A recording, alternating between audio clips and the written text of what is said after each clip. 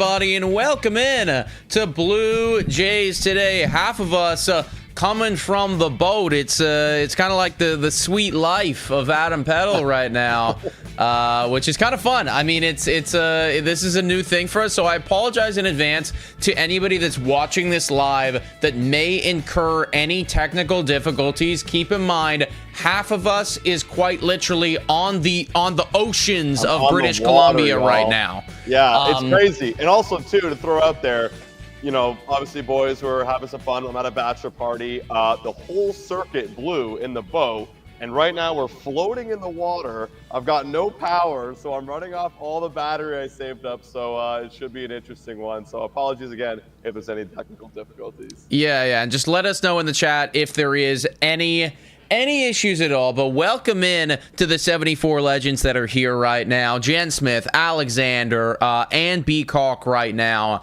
It was a rough weekend. I'll be honest. I mean, I know that we finished on a positive note, which is awesome, right? Toronto wins the final game of the series. Offense finally comes to life. But it was a very humbling experience, I think.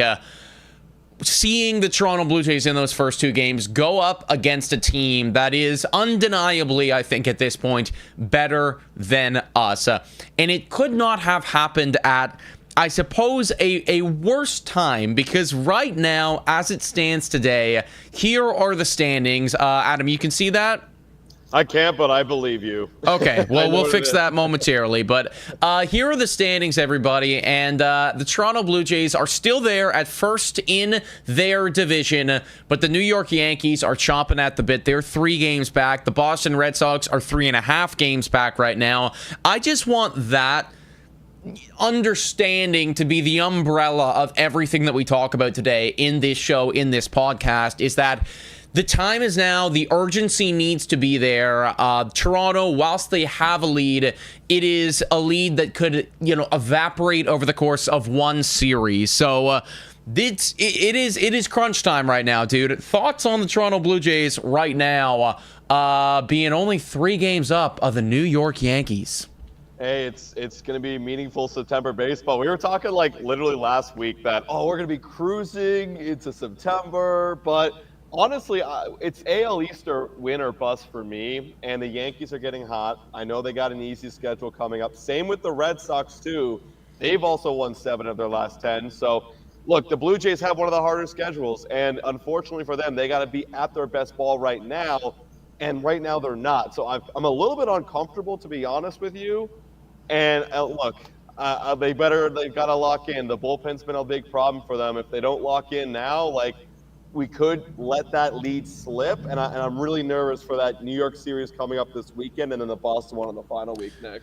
Speaking of the bullpen, man, I mean, I saw something. I think it was Keegan that said it. It might not have been Keegan. I might be giving him false credit right here, but I was reading on Twitter, and somebody was discussing the bullpen. You know what? I believe it was Chris Black. Chris Black is who said this, and he was talking about how the bullpen. It's one of those weird things where when the bullpen's actually, you can go a large part of the season without even really acknowledging the pen or noticing the bullpen. But the second that it stops working, it's like, oh shit, all hell breaks loose, and you cannot function anymore as a baseball team. And it does feel like over the past month of time, in August, that's kind of been the wave of this Toronto Blue Jays squad. Looking over at those 2 games that that we were up against Milwaukee, the first 2 right here, 7-2. Now, this isn't on the pen necessarily. I would say that this is more on the offense as a whole. And then I guess John Schneider for pulling Bieber early, and then the pen just absolutely imploding right there. But then the following game, this is the one that everybody lost their minds about here. 4-1, Milwaukee wins. Jeff Hoffman blows it up in the 9th. It was tough to watch, dude. I had that game on, and I believe it went homer, and then somewhere along the line, there was an RBI double. The hard hit contact coming from Jeff Hoffman right now has been insane. We have some numbers to back this up, but before we get into those numbers, just temperature check right now from you, Adam. How concerned are you about Jeff Hoffman? And specifically, how concerned would you be with Jeff Hoffman walking into a playoff game against a really good offense? Yeah, I'm very concerned. I've obviously given him a lot of leash and a lot of rope on this channel, and he's shown moments of like great. I mean, you look at the stuff, and he's got great stuff, right? And you're like, okay, well, he's just got to eventually find it. He's got to work it out. But he's given up so much loud contact, and that's the last thing you need when you're up by 3, 2, or 1. A couple homers and the game's been decided, like we just saw this past weekend. I'm very concerned, so my mind immediately goes elsewhere for answers. But the problem with the Jays bullpen right now is there's no clear answer. Yeah, people could argue Seranthony Dominguez. He's been pretty good this past week. He didn't give up a single earned run. You could do that, but you're so late in the season. Are you going to switch it right now if you're John Schneider and the Blue Jays and trust Seranthony Dominguez that you brought in August? Or are you going to try and ride with it because you brought in Hoffman and you wanted to trust him right now? Either way, I don't like really any of the options, and that's why I am very concerned right now. That's what I was talking about on the radio. I was on Sportsnet 590 The Fan yesterday, and I was saying, because the boys were bringing up, well, what about Seranthony Dominguez? And I think that you could make an argument there. I mean, his swing and miss stuff is certainly legit, and that's something that you want to have in the 9th inning. But it's not like this guy has been completely locked down since coming over to the Toronto Blue Jays. I mean, since coming over, I believe it was in August, I looked at Seranthony's stats, and his ERA is a high 4. So, you know, it's like pick your poison right now. Jeff Hoffman's not playing great. Seranthony Dominguez is playing marginally better than that. Do you want to make that move right now, you know, having him in there when it could kind of be the same thing? And something that people aren't even acknowledging either is like, yes, we're putting so much blame on Jeff Hoffman right now, which I do think is right. You know, there is something to be said for how Jeff Hoffman is not playing well right now, but you also got to get to the 9th in the first place anyways. And when you look at that game that we saw on Friday, they weren't capable of getting to the 9th without, you know, completely imploding. And that wasn't Hoffman. That was the rest of the bullpen, too. So whilst there does need to be a lot of blame put on Jeff Hoffman right now, and I do think that that is rightful, I don't want to, you know, completely ignore the fact that the rest of the pen recently hasn't been playing a whole lot better either. And I think that's why we just saw Eric Lauer literally 15 to 20 minutes prior to hitting the go live button get moved to the bullpen. And now it's official. The Blue Jays are going to be rocking with a 5-man rotation. Thoughts on that? I think it's the right move because you need to help out that bullpen any way possible. Like, you can't, you know, as a management, you can't, like, change every single pitcher. They have to figure it out on their own, and that's the tough reality. So all you can do is just give them a little bit of help. Plus, like, I think it was coming for the 5-man rotation. Like, obviously, Bieber's looking phenomenal, so you didn't need to give extra rest to any of these guys. You don't want to throw off the rhythm, which you kind of saw a little bit this past week. Some rhythms were thrown off. But I agree. Put them out there. I like it. I want to throw this to you because I see people in the chat talking about it. Closer by committee, Tommy Nance. You know, the guy's been so good. Are we crazy enough to go, hey, we saw a month and a half of good Tommy Nance. Let's put this guy instead over Hoffman. For me, obviously, it will never. I don't think it's ever going to happen right now, at least. What are your thoughts on giving Tommy Nance some sort of higher leverage role? Well, to answer that question efficiently, I think it's important to just understand exactly why we're having these conversations to begin with. We're just further hammering the point home that Jeff Hoffman has been an issue in the 9th. He's given up 12 home runs in the 9th inning or later. This was on August 30th. That's a single-season Blue Jays record. So not a single other individual in the history of the Toronto Blue Jays has given up 12 home runs in the 9th inning or later. We have never had, basically what that means is we have never had a closer in the history of the Blue Jays give up this much hard hit contact. And when you look over at his Baseball Savant page, well, what's the big issue here? I see one, you know, really blatant number right there. Bottom 1 percentile in barrel percentage. Barrel percentage is when you're getting the ball in the perfect spot on your bat. Jeff Hoffman is the worst pitcher, or I guess you could say maybe the best pitcher in baseball at giving up barrel percentage, but the worst where it really matters for the Toronto Blue Jays. So people are hitting him hard right now. Talking about Tommy Nance, on the other hand, though, nobody is hitting this dude hard recently. He has been an absolute king, which I think is a great transition to the J of the week.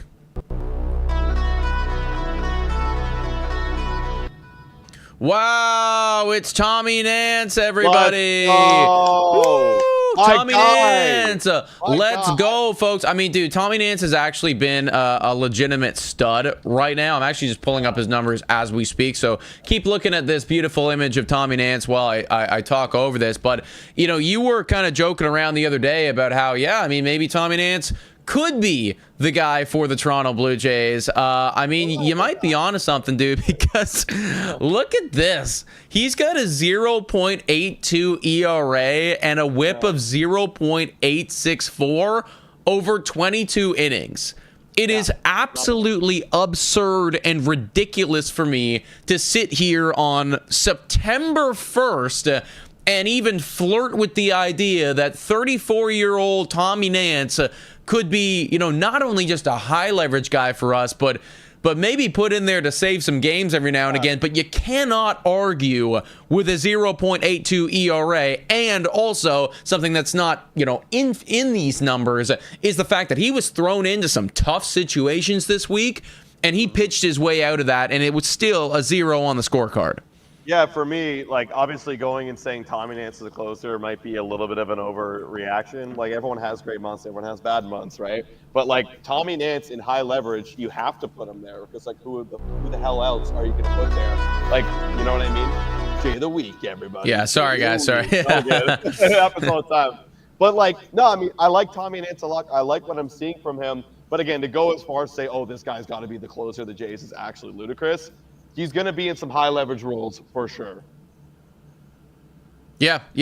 Again, and when you're looking at the rest of this pen right here, I mean, who are you going to put into those high leverage spots, exactly. Everybody? I mean, you see this pen, and everyone's saying, well, we got to get rid of Jeff Hoffman, and I understand the argument for Sir Anthony Dominguez, but like I said, he hasn't been pitching phenomenal since coming back. Here, let me just move that around so you guys can see it. You know, Yariel Rodriguez, he's been giving up a lot recently. Brendan Little, dude, this is somebody that we were really excited about. Brendan Little in the early parts of the season. I think that people have officially figured out Brendan Little, and we were talking about this on the we were talking about this on our live stream on Friday.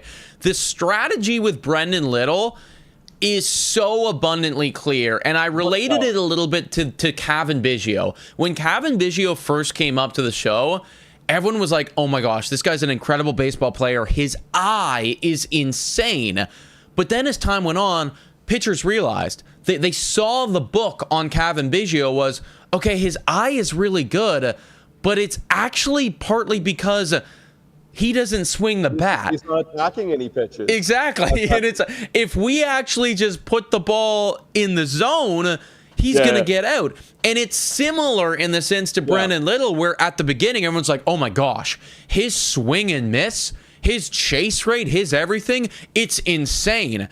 And then batters realized recently, well, if we just don't swing, he's going to put us on base. And that's what's been happening time and time again. I mean, the walk rate for Brendan Little is insane. So it kind of feels like the book is out on him right now.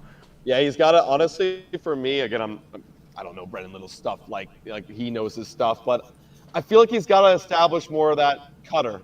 Like, he's got to throw it a little bit more. Because for me, like, always going to the knuckle curve for your out pitch, that's how you fall back behind in the count and go 3-2 full count again, and then you walk guys. It happens all the freaking time. Like, I feel like now is the time for him to make that mid-season, well, now it's 5/6 of the way season in, adjustment, and start throwing that cutter and surprising hitters a lot.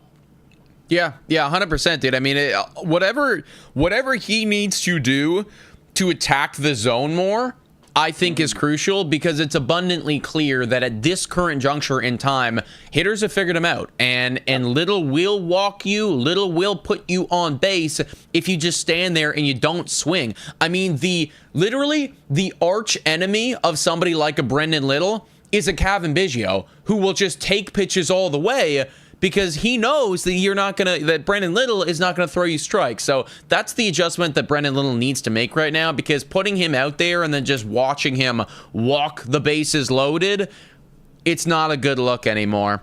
Before we continue, everybody, I do want to give a quick shout out here to the sponsor of this video, Budweiser. Batters up and the Buds are stepping up to the plate. Budweiser is encouraging all Buds to make time for baseball this summer. Moments with your Buds are priceless. Savor the summer weather while cheering on your Toronto Blue Jays. Feel like that's never been more true than what you're seeing right now. Adam is quite literally on a boat. Wouldn't be shocked like, genuinely wouldn't be shocked if this dude pulled out a Budweiser at any given moment in time. But if you were to do so, then please remember, guys, drink responsibly. Limited edition Toronto Blue Jays Budweiser cans are now available at your local LCBO. Official partner of the Toronto Blue Jays, official partner of Blue Jays Today. Must be legal drinking age. Please drink responsibly. I assume that there's been some very responsible drinking happening where you are right now, Adam. Very, very responsible, yeah?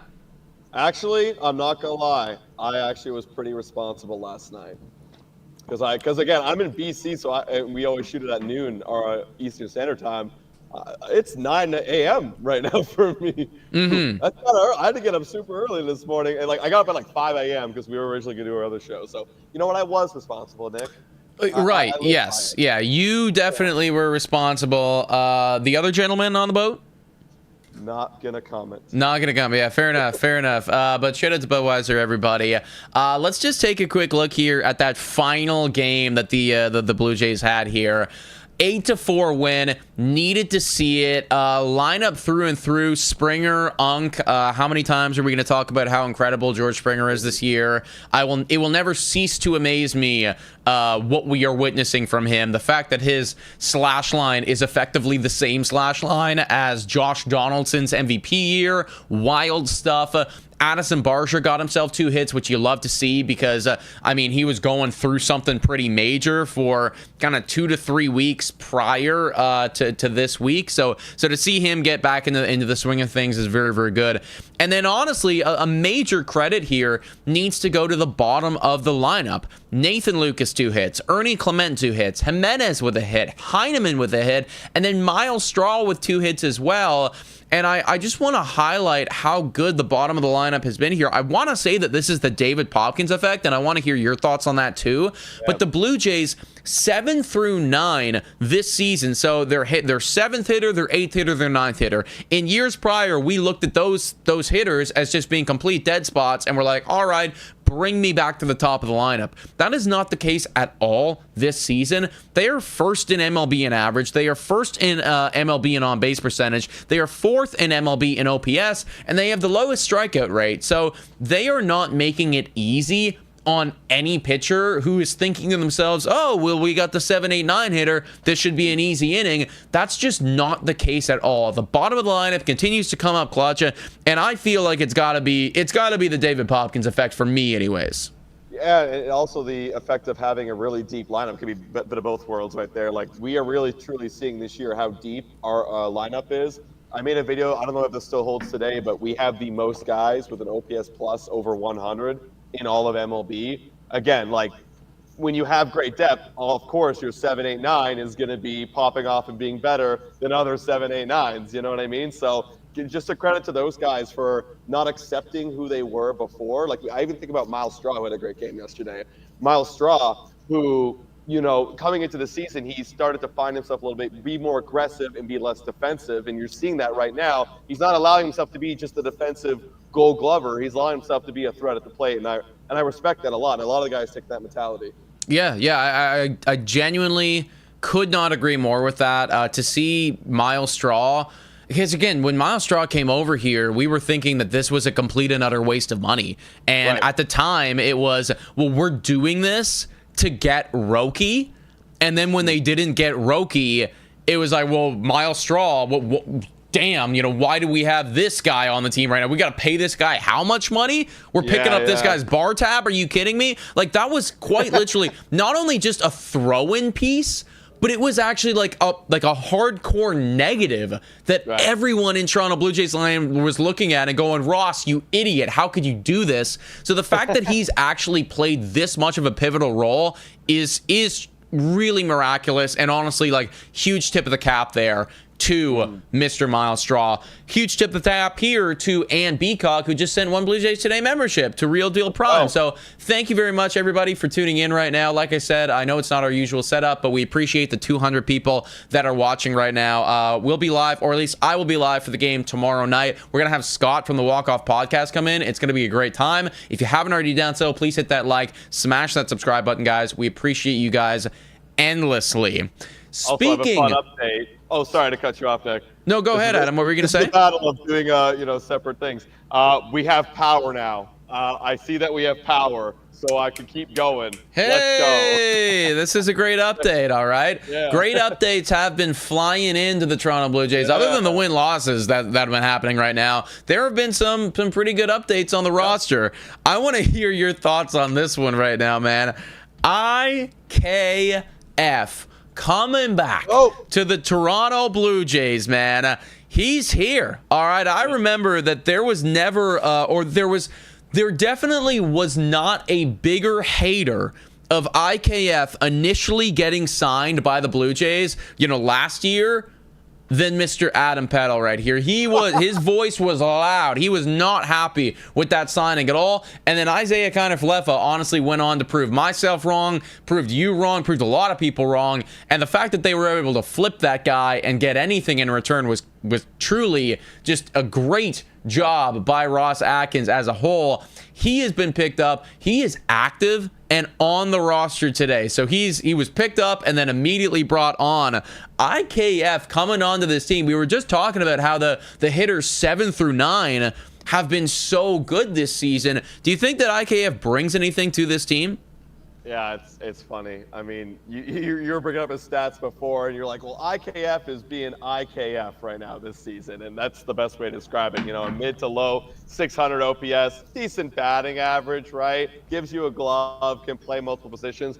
The reason why I'm a little bit, I'm going to be honest, surprised about this move is we already kind of have an IKF and Ernie Clement. And then I got thinking, okay, well, what about the injury he had? Well, he played the other day, got 2 hits. So it seems like that fracture hairline in his hand is doing pretty good. Maybe it was that insurance policy, I want to say, because other than that, like right now this season, he's not really bringing a whole lot unless for whatever reason in Toronto he bats incredibly. But I'm a little shocked that they didn't go with a Joey or anybody else that direction that is, hitting over 300 with a 900 OPS.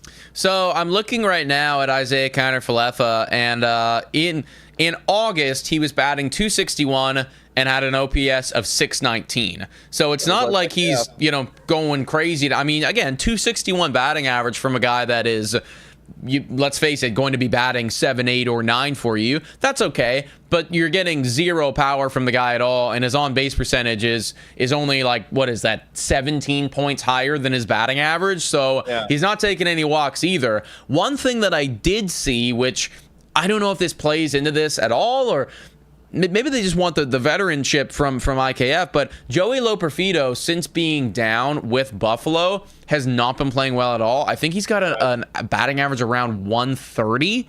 So I don't know if belong in Buffalo. Sounds like he'll belong to the big leagues. Again, I'm kind of with you on that as well. Yeah. I don't know if that plays into why they would want to get more of a sure thing in IKF, because at least it's like, well, IKF he's going to bat 250, and, he will have reasonable defense. So maybe there's part of that to it. Also, maybe there's the fact that he is familiar with the guys on this roster. Not saying that Joey's not, but I'm just trying to come up for reasons, like you said, as to why they went in this direction instead of, bringing up the guy that had a 900 OPS when he was up with the team. Granted, he's not playing well right now in Buffalo, so I don't know. Maybe that's something to do with it.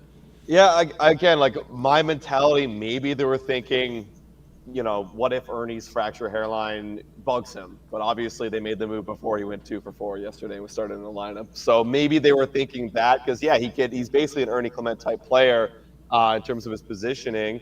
So maybe that's it. And then you never know. I mean, like this isn't permanent. You could see him get sent down or cut and then Joey come up. Like it's not going to make or break the roster. So I don't want to sweat too much over it, but he might not be here until the end of September. We'll see how it plays out.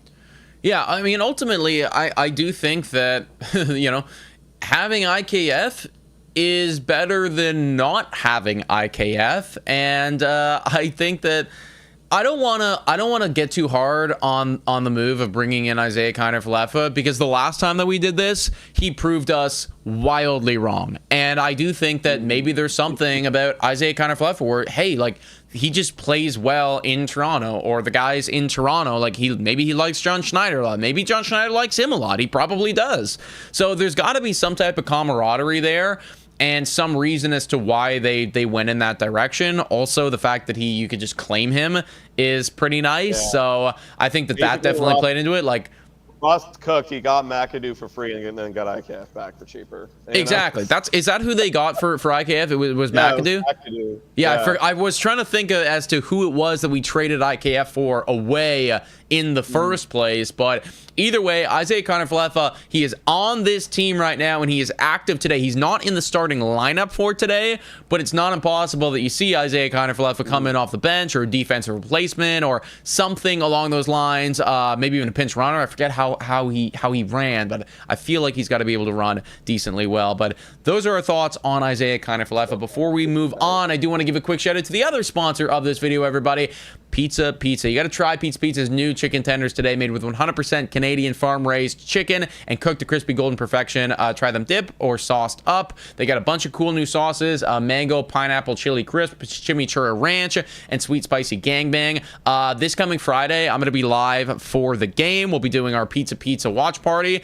As of right now, it's just me. We'll see if I can convince Scott from the Walk Off Podcast to come and do it again with me. If not, maybe I'll convince my girlfriend to come do it if you guys want that. It's an easy sell when I can just sell them on the free pizza that they are going to be getting. But pizza, everyone deserves pizza. So next Blue Jays today's stream that you guys watch, or just next Blue Jays game in general, you're like, hey, what should I eat today?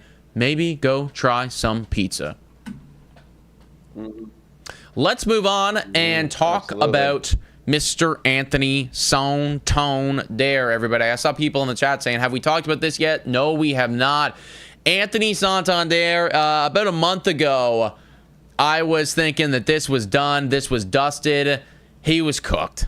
For this season, anyways. We were going to get absolutely nothing at all from Anthony Santander. That's just simply not the case anymore, because there have been a lot of reports coming out that Anthony Santander has a good chance of returning to this team. Ben Nicholson-Smith, this was on August 29th. Anthony Santander doing full baseball activities this weekend, hitting on the field, running and fielding drills.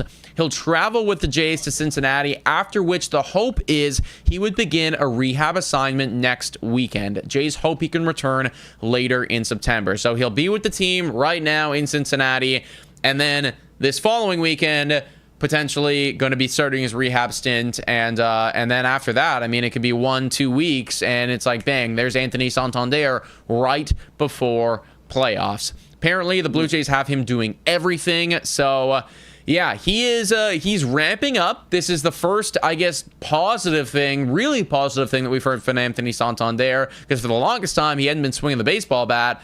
What are your thoughts on Santander coming back? Do you have any expectations for him? Because when you think about the ceiling of it, I mean, the ceiling is kind of enticing.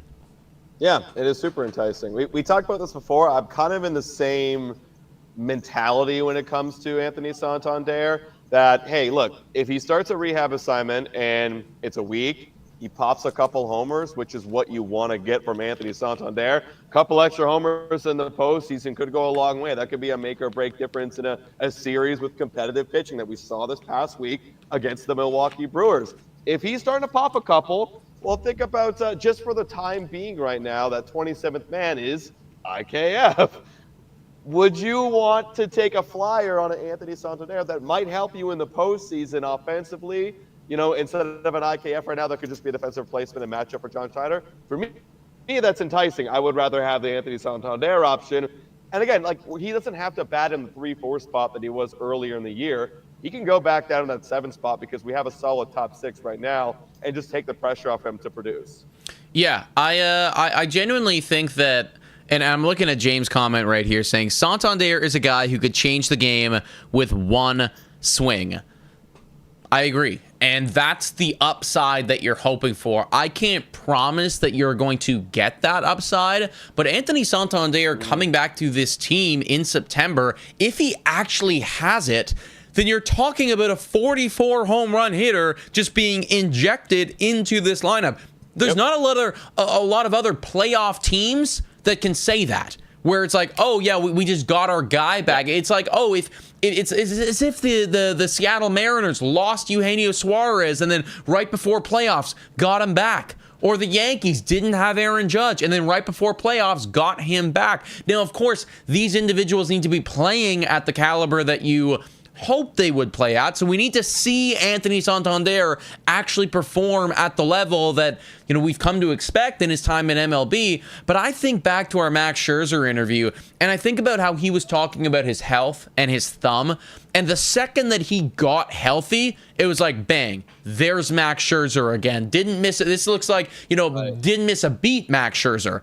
So I wonder, I argue that potentially Anthony Santander, when he was playing like ass earlier in the season, I think that maybe that had more to do with the fact that the guy clearly was not healthy, needed to go on the IL.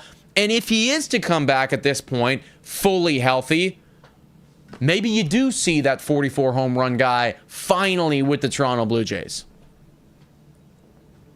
Yeah, it's a chance I'm willing to take. The lineup is one of the best in baseball. So if there's any way just to take a flyer in a low risk, high reward situation, you take it. Yeah, exactly. And you think about the postseason as well. I mean, we could have used a couple home runs against Milwaukee in this series. That's the type of competition that you're going to be up against. So if Santander does have it, then I say, let's ride. I see Mike in here saying, this channel, are they going to be streaming the game, or will this stream end before game time? This stream will probably end just right before game time, everybody. Game is at 1:10 today. Happy Labor Day, by the way, folks. Yeah, off day for some. As you can see, the boys are still working hard right here, but we will be live tomorrow evening, Tuesday night's game. And like I said, I'm going to have Scott from the Walk-Off Podcast coming in here in person. That's going to be really fun for me anyways. He's going to be here in person doing the stream with y'all. So we will be live tomorrow night. Also, JF, he's asking for fan awards. That's my bad. I forgot. This Friday, we will do Troll of the Month and Fan of the Month, because I know that JF and some others have been waiting a while to see that. It kind of works better on Friday anyways, because that's when we do our Q&A and we have our mailbag and everything like that. So, yeah, I apologize for that, JF. This Friday will be the Fan and the Troll of the Month for August. Let's transition, and we're going to get to the upcoming series, everybody. But just before we do, I want to give a massive shout out here to Mr. Bo Bichette. This is kind of an interesting stat, and it doesn't just include Bo, it includes a couple other guys as well, but we haven't seen this happen since 1956.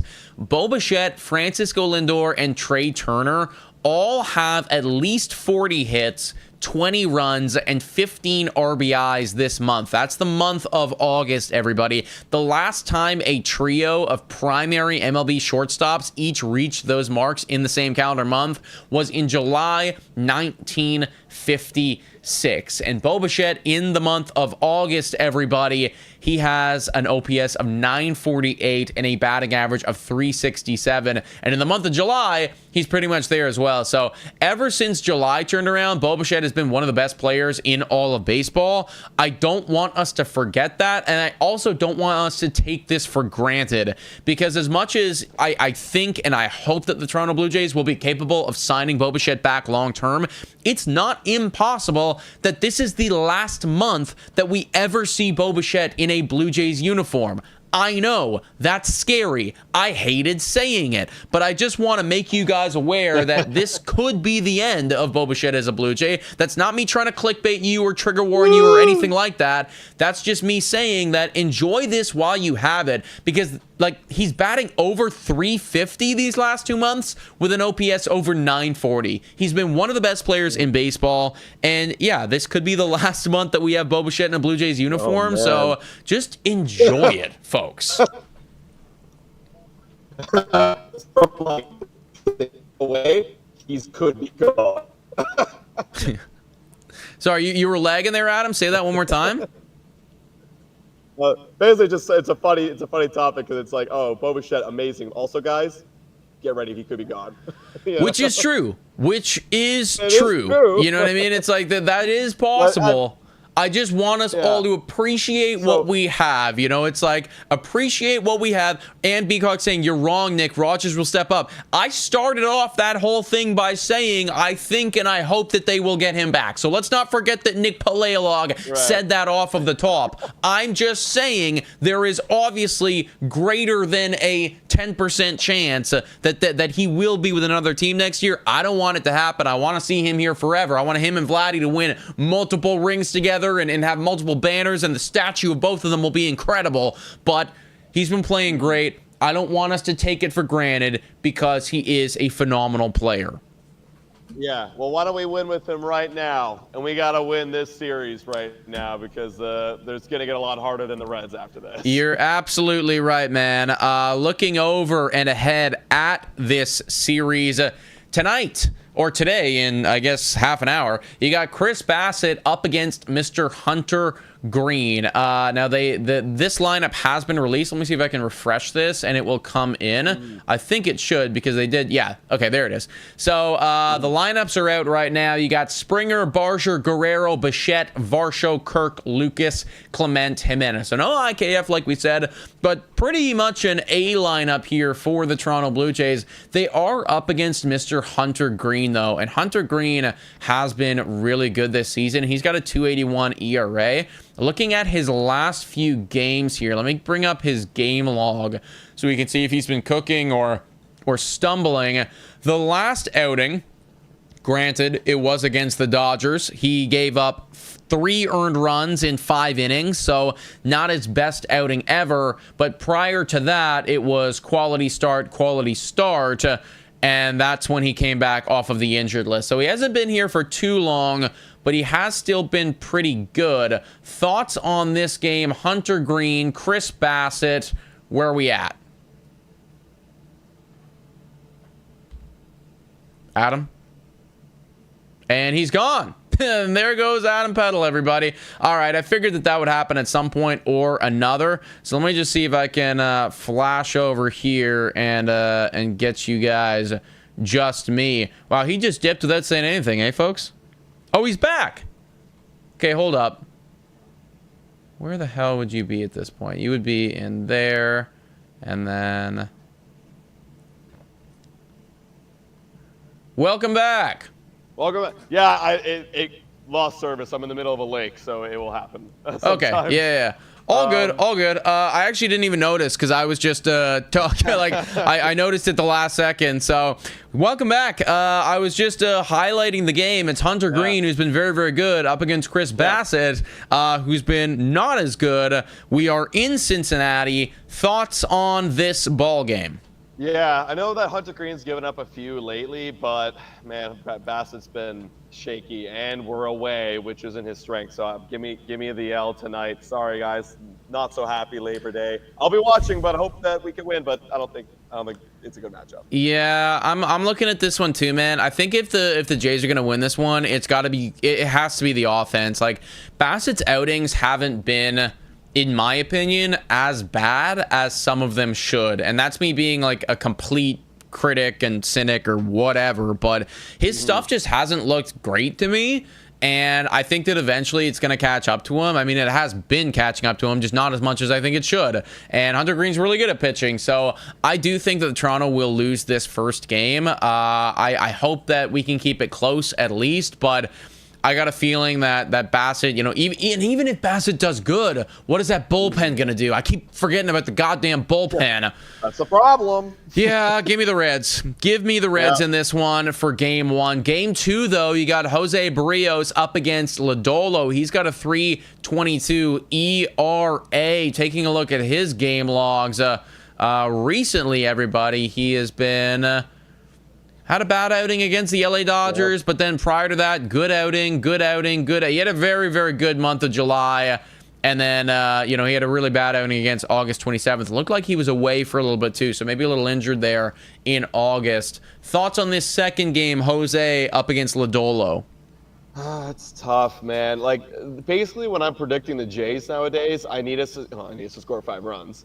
That's what I'm predicting. Like the matchups, the pitching matchups, especially with the bullpen playing them where they're playing, like it doesn't even factor into my decision. Like, can the Blue Jays score 5 runs off this guy? They can, but he has been doing pretty good. I'm gonna say another L, Nick, and I'm not happy about it. Oh man, It's not fun. Dude. We can't lose to. Like, That's the thing, bro. Like if we, because again, what did we start off this whole podcast with? It's the standings, it's the division. We only got 3 games, so I mean, if we drop 2 in a row, like that's not good. It's not good, but that's how am I supposed to predict anything else when in the last 13 we've only won 6? I get it. I do understand. I do get that. Fuck. All right. Yeah, I will also say that the Blue Jays lose the first 2 games in this series. Not how I want to start. Final game here. You got Shane Bieber up against Little. Now, this is a pitching matchup that is certainly in our favor. Bieber has been phenomenal. He got pulled potentially just a hair too early in that last outing. And now that we know that the bullpen is who they are, or who they've been recently, I would anticipate him to not get pulled nearly as early next time around. Final one here. I mean, I'll start off by saying that we have to win this one, so therefore we will win this one off of the back of Shane Bieber and that offense. W for me. But, hey, Reds are a good team. Even though they're not really playoff caliber, they're a good team right now, and they have a chance to get some wins. I mean, they weren't getting swept for the most of the season, and it's going to be tough playing in Cincinnati. So, hey, we win 1, but I'm not happy about it. Win 1, lose 2. If that happens, then the Toronto Blue Jays will be sitting at 80-60. So still a great record, on the season as a whole. 20 games above 500. But depending on what the New York Yankees do, granted, they will be up against Houston. But Boston up against Cleveland, that's a very, very winnable series for them, and they play today as well. So it's all going to depend on what they're doing. I'm going to be scoreboard watching pretty much from now until the end of September, because it is way too tight to just sit back and relax. I look over at Detroit. We're only 1 game back of Detroit in terms of record. They have 80 wins to our 79, but they got 9.5 games in between them and the Kansas City Royals. So they could almost, like, you could even make an argument that they could come close to losing out and still win their division at this point. Damn, it must be nice. It must be. Well, we gotta grind, guys. It's September baseball. It's gonna be fun, man. I can't wait for this weekend. This weekend's gonna be a lot of fun. This weekend is going to be a lot of fun, everybody. We're getting into the final segment of this video, so if you haven't already done so, please hit that like and smash the subscribe button. And if you're rewatching this and if you've made it to this point, then if you have the option, please hit that hype button, because it is very, very helpful for smaller creators like us to grow. Let's get into that final segment. I don't know. We're going to spin a goddamn wheel, everybody. Here we go. The spinning fortune, baseball, colorful, future determining, stat analyzing, and it's a wheel that we spin every week. It's a wheel that we spin every single week, everybody. Here we have it. This is what happened yesterday, or not yesterday, last week. But yeah, you took 2. Baby. You took 2 off of me. You were the one that that looked at this. What were they? It was the K batters. I had Barsher. He's been just struggling. Right. Mightily. OPS George was just a god. Okay. And then you took the Peralta. I looked at the WAR. He had 0.3 WAR versus Yelich's 0.1. So right. There you go. Okay. I mean, yeah. Honestly, it did. It did make sense. Like Peralta, we got 1 hit by Peralta, so that feels like pretty much as good as you can do if you are a starter. Now it's my turn to spin the wheel this week. It is my week, so I got the wheel back here, everybody. Let's spin that thing. You guys know the rules. You let me know in the chat what it is that you would select as well. Also, Adam, tell me how I changed the categories, because I've never actually done that before. Yeah, you'll have to cancel out the eye icon on the entire folder and then drop down the folder and then individually click on each one and type it in. So it did land on walks for batters Cool. right there, which we never ever get. So walks is going to be the category. Let me see if I can do that right now. And you start letting me know what it is that you're going to think about, because I think I'm going to let you go first on this one, I think anyways, once I figure out how to do this.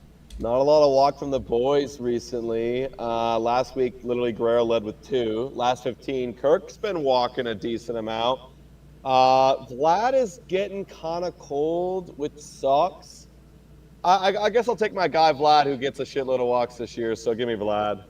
Give you Vlad. Okay. Hold up.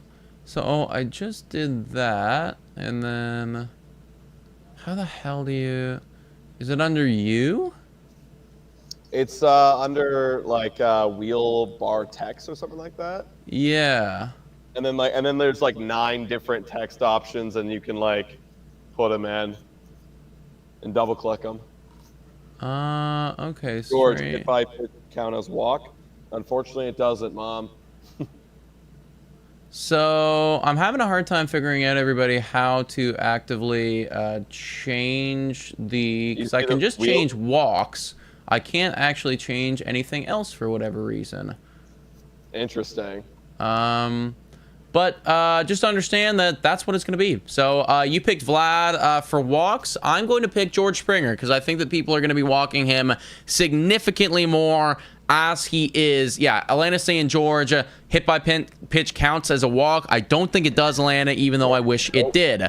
Second category, let's see what it's going to be. Somebody slipped Vlad some roids in his milkshakes. No jiggle. We're not going to be doing that. Vlad's doing just fine. Batting average. Batting average. There's been some decent... Who's been doing really good in the batting average? Hold up. This is the benefit of being here in person, because you can't see, but I can see. And I'm trying to figure out who's been good. I don't actually have anything up in stats right now. Oh, good. Thank you. Who do I want for batting average? Who should I take for batting average, guys? People are saying, oh, you know what? Yeah, it's actually easy for me. I'm going to go with Bo Bichette. Okay, I'm going to take George Springer. Okay, George Springer. So I got George and Bo. You got Vlad and George. All right. We got we're double dipping here across the board. Final category. I go first on this one, and it's going to be not walks, because we just did walks. Give me bonus player. Give me bonus player. No, it's not going to be bonus player. Home runs. Home runs. I mean, Unk's been homering a lot. Let me take a look. Last 15 days. Wow, it's not even close. It's actually not even close. Yeah, that's the obvious one. Okay, it's got it. Yeah, so I'm going George Springer for walks, Bo Bichette for batting average, and then George Springer for home runs. And then I will go with Dalton Varsho, because that home run rate is actually ridiculous. So it takes one series and he's got like 4. Okay, Dalton Varsho then. So that is the wheel, everybody. Apologies for not being able to write it up there, guys. I will fix that in the interim before our next Blue Jays Today show so you guys can see. But that is the BJT show, everybody. If you haven't already done so, please hit that like, smash that subscribe button. Shout out to Adam for coming out from the... What are you eating there? Is that a glizzy? A glizzy. Hey! Yeah. There we go. 950 glizzy. That's all we got here. Okay, yeah. Glizzies, beer, and Red Bull, right? Damn right. You know it. All right. Well, folks, thank you so much for watching, everybody. Enjoy the game today. Enjoy the long weekend. We'll be live for tomorrow's game. I appreciate every single one of you. And as always, go Jays, go! Tried to sync that one up. We did our best.